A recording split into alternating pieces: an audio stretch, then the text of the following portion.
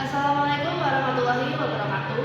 Selamat pagi kepada yang terhormat Pak Tria Wirawan SDMM selaku dosen pengampu mata kuliah komunikasi bisnis. Kami dari kelompok 6 yang terdiri dari saya sendiri Rismawati dengan ujungan PM 133. Saya Aladin Mahina ujung PM 121. Saya Nabila Gisjosi dengan ujungan PM 125. Saya Rizky Fidiana dengan ujungan PM 126. Di video kali ini kami akan menampilkan project base yang membahas bab 1 sampai dengan 4. Selamat menyaksikan. Di dunia selagi digital, komunikasi tidak lagi terbatas pada tatap muka, dapat melalui email, Zoom, video conference, dan media sosial yang lainnya. Komunikasi yang efektif dan cepat dapat membuka untuk lintas lokasi dan juga waktu. Media sosial memainkan peran penting dalam membangun hubungan profesional. Dengan menggunakan platform ini, kita dapat berinteraksi langsung dengan pelanggan dan membangun merek. Lalu, dengan konten yang menarik, kita dapat menarik perhatian pelanggan dan juga loyalitas bisnis.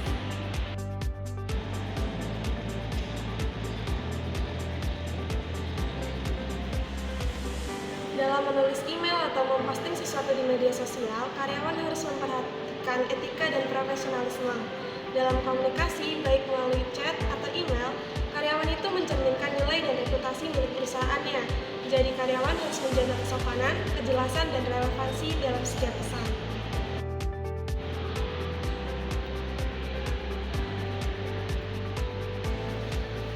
Dengan meningkatnya penggunaan smartphone, komunikasi seluler menjadi hal tak terpisahkan dari lingkungan kerja. Aplikasi bisnis memungkinkan kita untuk berkomunikasi secara real time, memudahkan berkolaborasi, dan pengambilan keputusan cepat. Namun, komunikasi digital juga menghadapi tantangan di dalamnya. Salah satunya adalah berita hoax. Contohnya, seperti ini.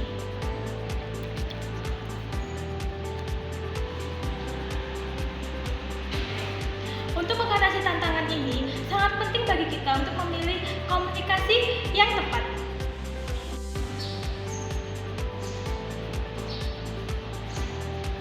Dengan memahami dan menerapkan prinsip komunikasi profesional dalam dunia digital, sosial, dan seluler, kita dapat menciptakan lingkungan kerja yang produktif dan kolaboratif.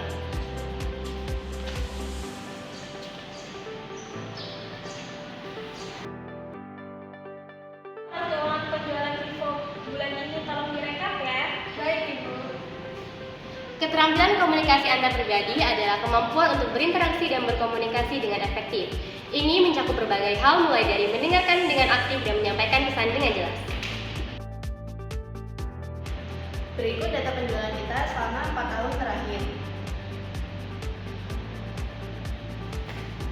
Mendengarkan aktif adalah kunci keterampilan dari komunikasi antar pribadi. Artinya, pendengar harus memperhatikan pembicara, menunjukkan empati, serta memberikan respon yang tepat. Dengan begitu, pendengar bisa lebih memahami perspektif pembicara, serta hubungan dapat terjalin lebih kuat. Selanjutnya, menyampaikan pesan dengan jelas. Pastikan bahwa apa yang Anda sampaikan mudah dipahami. Gunakan bahasa yang sesuai dengan audiens Anda dan jangan ragu untuk mengklarifikasi jika perlu. Karena komunikasi yang jelas dapat mengurangi resiko kesalahpahaman. Jadi penjualan kita pada tahun 2021 ke tahun 2022 itu menurun sebanyak 50%. Bagaimana bisa terjadi penurunan sebesar itu? Bahasa tubuh berperan penting dalam komunikasi antar bisnis. Ekspresi wajah, kontak mata dapat menunjukkan pesan-pesan yang jelas. Pastikan bahasa tubuh Anda konsisten dengan kata-kata yang Anda ucapkan.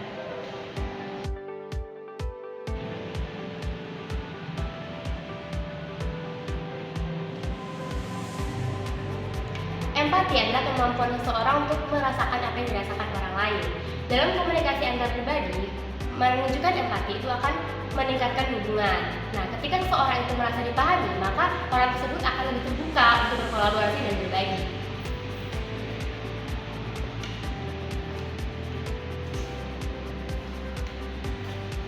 Konflik adalah bagian alami dari interaksi manusia.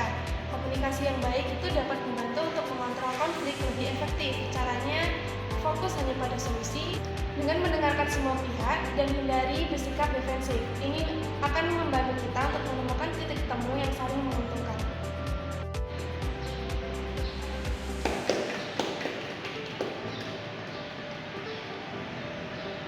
Dengan mengembangkan keterampilan komunikasi antar pribadi, kita tidak hanya meningkatkan hubungan pribadi dan profesional, konvensional, tetapi juga menciptakan lingkungan yang harmonis dan produktif.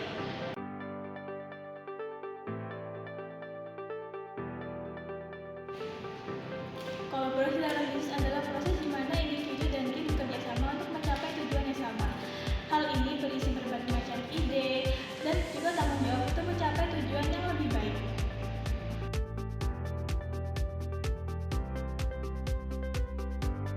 Kolaborasi memberikan banyak manfaat termasuk peningkatan kreativitas, efisiensi, serta solusi inovatif. Nah, ketika tim bekerja sama, mereka tuh akan memberikan keterampilan dan kreativitas mereka sehingga akan meningkatkan kualitas kerja mereka.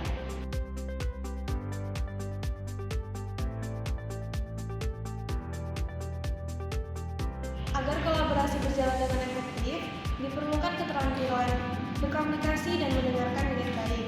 Selain itu, penggunaan alat kolaborasi digital bisa mempermudah koordinasi dan komunikasi antar anggota tim. Sekarang, mari kita bahas etika bisnis. Etika bisnis ada prinsip moral yang mengatur perilaku dalam dunia bisnis. Hal ini mencakup kejujuran, keadilan, dan tanggung jawab.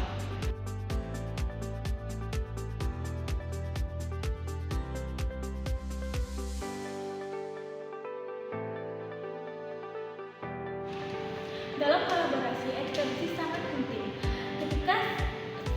Ketika anggota saling bekerja satu sama lain, maka akan tercipta lingkungan kerja yang efektif dan kondusif.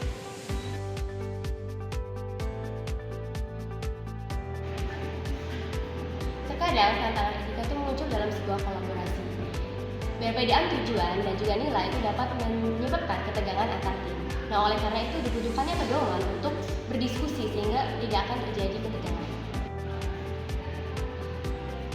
Dengan menggabungkan kolaborasi yang efektif dan prinsip etika bisnis yang kuat, kita dapat mencapai hasil yang luar biasa dan menciptakan lingkungan kerja yang lebih baik.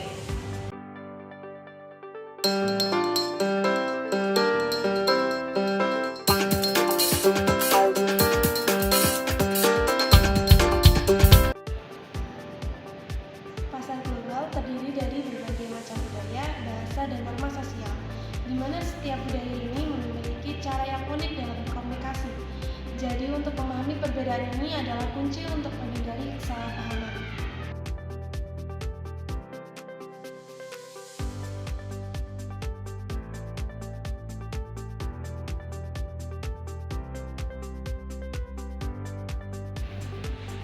Salah satu tantangan utama dalam komunikasi bisnis adalah perbedaan bahasa. Istilah yang umum dalam satu bahasa mungkin asing dalam bahasa lain karena terdapat terjemahan yang berbeda. Hal ini akan terjadi membingungkan dalam komunikasi bisnis.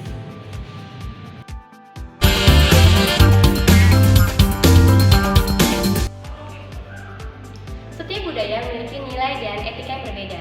Dalam beberapa budaya lebih mengutamakan hubungan pribadi dibandingkan dengan transaksi bisnis, sedangkan budaya lain lebih mengutamakan hasil akhir.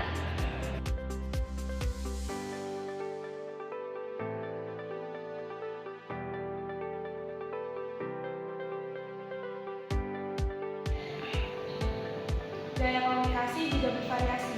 Jadi beberapa budaya itu punya gaya komunikasi secara langsung, sementara yang lain lebih berhati dan tidak langsung. Dan memahami gaya komunikasi ini membuat komunikasi berjalan lebih efektif.